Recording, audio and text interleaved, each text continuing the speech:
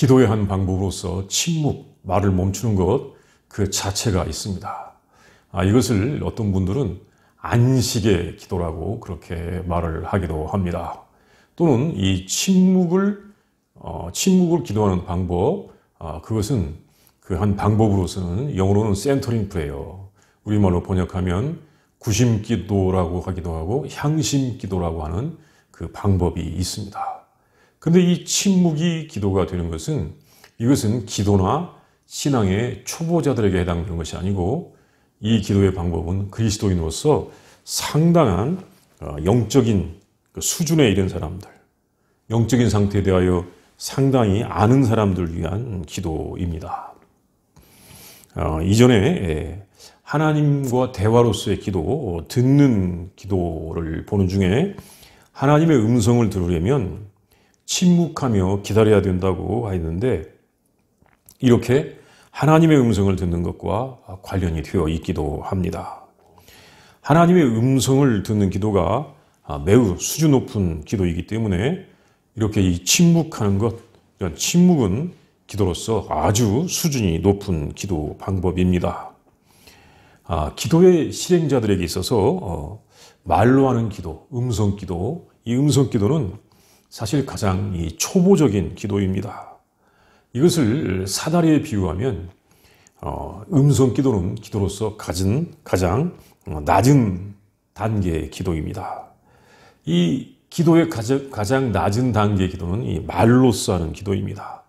사실 우리들은 보통 이 대표 기도를 해야 되기 때문에 어떻게 말로 기도를 잘할 것인지에 대하여 많은 관심들이 있었는데 기도를 계속 실행하는 분들에게 있어서 말로 하는 기도, 음성 기도는 기도의 가장 초보적인 단계였다는 것입니다. 전에 보았듯이 렉시오 디비나에서도 그렇고 예수 기도에 있어서도 그렇고 처음에는 이 말로서 시작을 하죠. 음성으로서 시작을 합니다. 그러나 그 기도가 익숙해지면 다음에는 정신으로 기도를 하기도 하고 다음에는 마음으로 기도를 하게 되듯이 말로 하는 음성 기도는 기도에 있어서 가장 초보적인 단계, 낮은 단계의 기도라고 할 수 있는데 반대로 말을 하지 않는 이 침묵은 가장 높은 단계의 기도라고 할 수가 있습니다. 그러니까 이 침묵은 가장 높은 단계의 기도에 해당되는 것입니다. 그러면 우리가 어떻게 이 침묵이 기도가 될 수가 있는가? 침묵으로 기도할 수 있는가? 이것을 알 수가 있는 것은 우리가 하나님을 만났을 때, 우리가 하나님을 만나면 진정으로 할 말이 무엇이겠는가를 성찰해 보는 것으로부터 출발합니다. 내가 하나님을 만나면 진정으로 할 말이 무엇이겠는가? 무슨 말을 하겠습니까? 이것은 침묵밖에 없습니다. 어떤 분은 이렇게 해석했습니다.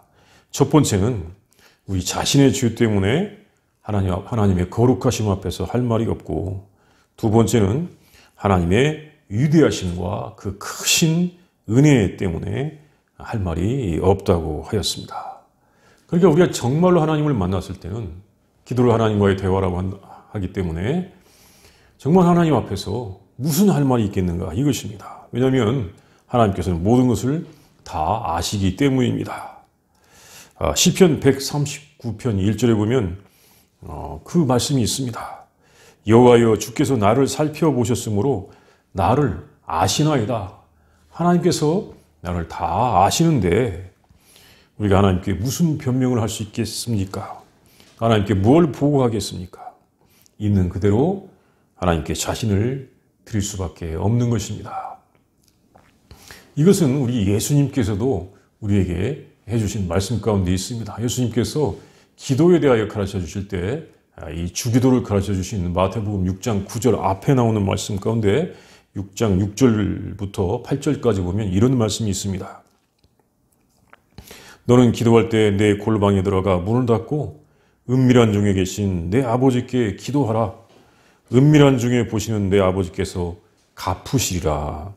또 기도할 때 이방인과 같이 중언부언하지 말라. 그들은 말을 많이 하여야 들으실 줄 생각하느니라. 그러므로 그들을 본받지 말라. 구하기 전에 너희에게 있어야 할 것을 너희 하나님 아버지께서 아시느니라. 이처럼 하나님께서는 우리가 구하기 전에도 다 알고 계십니다.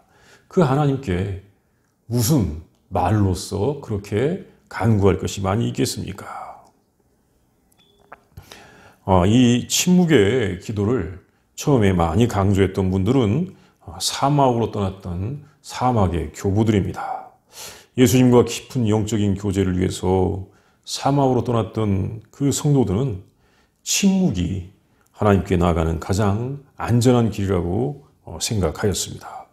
그리고 미래 세계로 나가는 첫 단계라고 하였습니다. 그분들은 우리가 이 입술로 범하는 죄를 경계하였습니다. 그리고 침묵의 깊은 뜻을 알았습니다. 이 광야의 교부 암모나스가 있습니다. 이분은 누구냐면 사실은 아주 유명한 사막의 교부이신 성 안토니우스의 제자입니다. 이 암모나스는 침묵에 대하여 이렇게 말을 하였습니다. 나는 너에게 침묵의 힘이 얼마나 철저하게 치료하는지 또 얼마나 하나님께 온전한 기쁨이 되는지를 보여주었다. 명심해야 할 것은 침묵에 의해 성도가 자라나며 침묵 때문에 하나님의 능력이 성도들 안에 거하며 침묵 때문에 하나님의 비밀이 성도들에게 알려진다는 사실이다. 이 이야기가, 이 말이 4세기경에 나온 그 이야기인데 정말 이 침묵의 능력, 침묵의 그 굉장함에 대하여 사실 아주 잘 전해주고 있습니다. 또 사막에서 또 기도했던 이 아르세니우스라고 하는 이 교부도 이렇게 이야기했습니다. 침묵하는 것이 우리를 구원하는 길이다. 물론 침묵만이 우리의 구원의 길이다. 그건 아니죠. 그러나 우리가 이제 신앙 안에서 정말 바르게 행하는 것은 침묵하는 것이다 라고 이렇게 말할 수 있습니다. 왜냐하면 이분이 이렇게 기도했다고 합니다. 주님, 저를 구원의 길로 이끌어 주십시오 라고 기도했는데 하나님께서 하시는 말씀을 들었습니다. 그것은 침묵하여라. 이분이 원래는 그 로마의 교육자였다고 합니다. 그렇게 말을 참 많이 했을 수밖에 없었겠죠. 그랬을 때 하나님께서 이분에게 침묵하여라 라고 하는 그 말을 했던 것입니다. 그럼 이 침묵이라는 것은 무엇이냐면 침묵한다는 것은 하나님의 사랑에 압도되는 상태입니다. 하나님의 사랑에 압도되는 상태. 침묵은 우리들이 하나님의 현존과 사랑을 경험하고 그 경험으로 말미암아 너무나 압도된 나머지, 그렇죠? 하나님을 딱 만났을 때 그 하나님의 현존에 압도되어서 아무 말도 할 수 없는 상태입니다. 정말 아무 말도 할 수 없으면서 하나님을 만나는 상태다라고 이렇게 알 수 있습니다. 사실 하나님을 깊이 만났던 성도들은 정말 그것을 알기 때문에 우리가 하나님 앞에 가서 아무 말도 할 것이 없구나라고 하는 것을 깨닫고 제자들에게 그것을 가르쳐 주었던 것입니다. 사실 우리들의 마음속에는 다양한 생각들이 가득 차 있습니다. 사실 우리가 이 침묵한다는 것이 쉽지가 않습니다. 말만 멈추는 것이 아니라 이 침묵이라고 하는 것은 마음의 생각까지도 멈춰야 되기 때문에 그렇습니다. 왜냐하면 우리의 이 생각 속에, 우리의 마음에는 온갖 생각들이 가득 차 있습니다. 온갖 잡념 또는 분심 이런 것들이 우리의 마음 가운데서 일어나고 있습니다. 특별히 현대 생활은 쉴 사이 없이 무언가를 우리에게 생각하게 합니다. 그러면 어떻게 우리가 침묵할 것인가? 이 침묵하는 기도의 방법이 이 센터링 프레이어, 구심 기도라고 하는 한 방법이 있는데 이것은 어떻게 우리가 우리의 마음속에서 일어나는 잡념, 분심 이런 것들을 없애고 그리고 하나님께 우리의 마음을 드릴 수 있는가 하는 그 기도의 방법입니다. 구심 기도를 하는 방법은 첫 번째는 거룩한 단어라고 하는 한 단어를 선택을 하는 것입니다. 이것은 하나님의 임재하심과 활동을 우리가 이제 동의하고 거기에 승복한다고 하는 표시로서 한 단어를 선택을 합니다. 예를 들면 주님, 예수님, 또는 아버지, 사랑, 평강, 감사 이런 짧은 단어들을 선택을 합니다. 그리고 두 번째는 방해받지 않는 조용하고 편안한 자리를 선택을 합니다.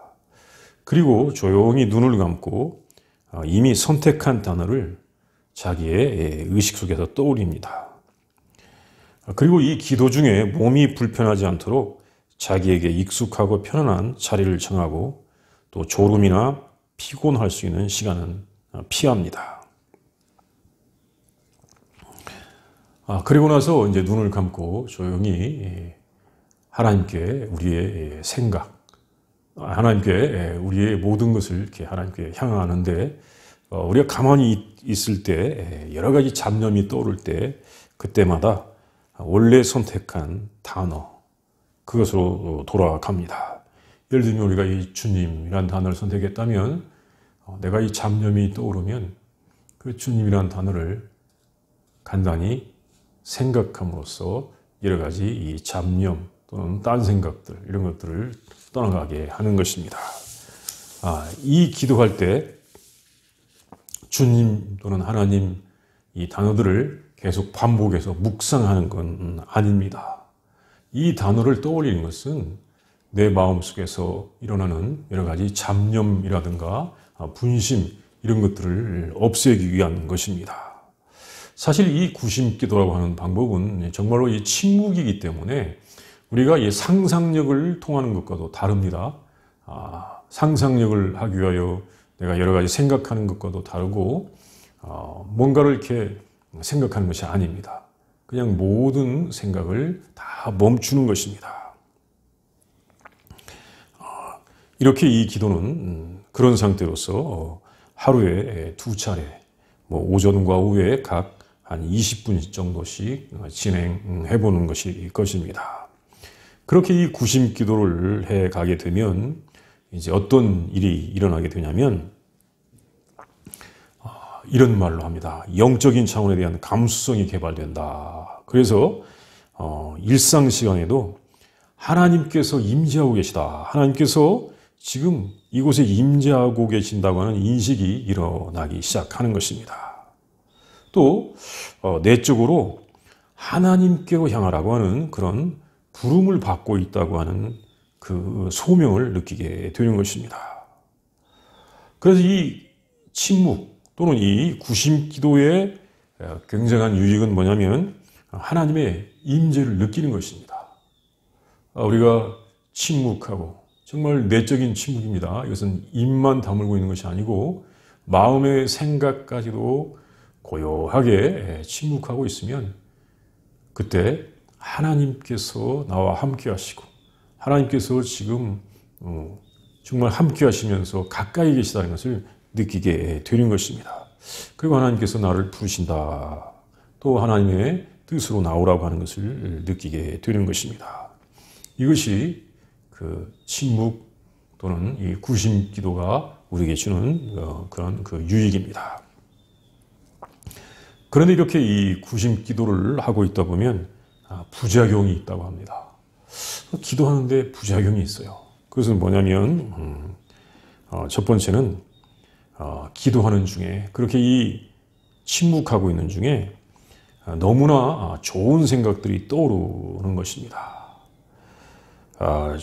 이 기가 막힌 영감들이 떠오릅니다.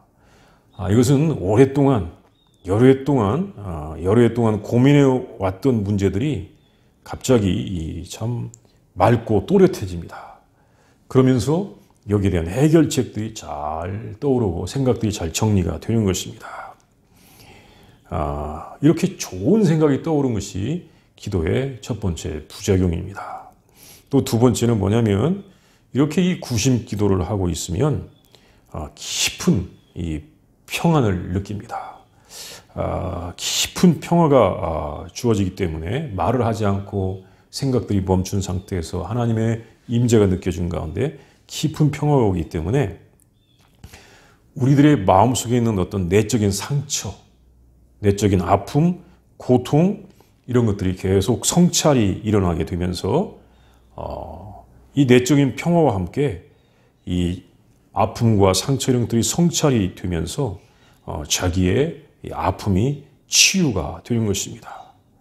이 내적인 평화로부터 오는 안도감을 경험하게 되면서 기도하는 사람은 자기 인격의 어두운 부분을 직면하게 되고 자신을 그대로 받아들일 수 있는 용기를 가지게 되는 것입니다. 그러면서 이제 기도자의 인격이 변화가 되는 그런 일이 일어나는 것입니다. 그래서 이 침묵은 이 사람의 마음속에 있는 깊은 상처를 치유할 수 있게 됩니다.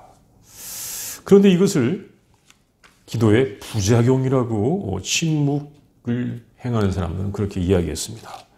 사실 어떤 분들은 아니 그것이 왜 기도의 부작용입니까? 사실 우리가 그것 때문에 기도했던 건 아닙니까? 이것은 기도의 목적이고 기도의 작용 아닙니까? 라고 생각하기도 할 것입니다. 그러나 이것은 기도의 실행자들에게는 이것이 부작용이었습니다. 왜냐하면 이 침묵하는 중에 일어났던 이 좋은 생각들 이런 것들이 계속 기도하는 것을 방해한다고 생각하기 때문입니다.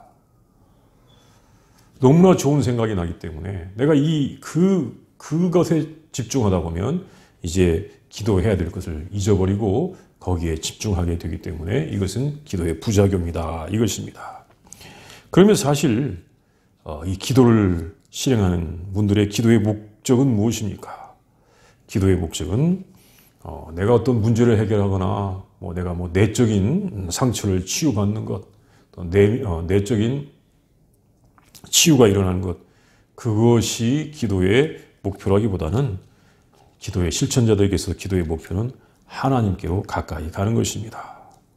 사랑하는 하나님께로 가까이 가서 하나님과 연합하는 것이 기도의 목적입니다. 이렇게 하나님께 가까이 가는 기도를 하는 중에 기도자는 하나님께서 주시는 그런 선물이죠. 부작용이라고 했는데 그런 선물들을 경험할 수가 있게 되는 것입니다. 그리고 결국에는 하나님과 하나가 될 것입니다.